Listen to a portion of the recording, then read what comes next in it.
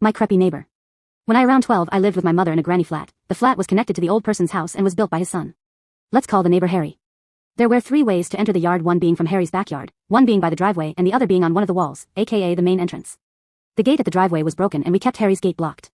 Harry was an odd guy, around 70, and always gave me and my mum the creeps, but I remember one day when me and my mum were outside he started talking to us over the gate and got on what we later learnt was a step stool and my mum told me to go inside. Another time was when I was taking the rubbish out and when I turned around he was behind me just staring. I tried to leave but he dragged me into a conversation and after a while my mum showed up and asked what was taking so long and when she saw Harry she told me to go into the house and when she came back she told me if he ever does that again to run away. The third thing I remember is when I was at home, alone, and I heard the gate open so I took a look outside and saw Harry walking around the yard so I ran to my mum's room and stayed quiet. After a while I heard knocking, then the gate opened and shut and acting he left.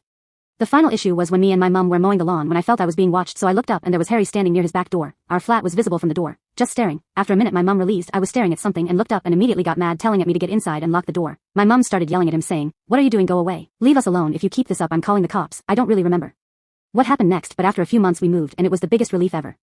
My mum told the son what had happened after my mum yelled at him and I'm guessing the son told his dad to leave us alone but it was definitely creepy.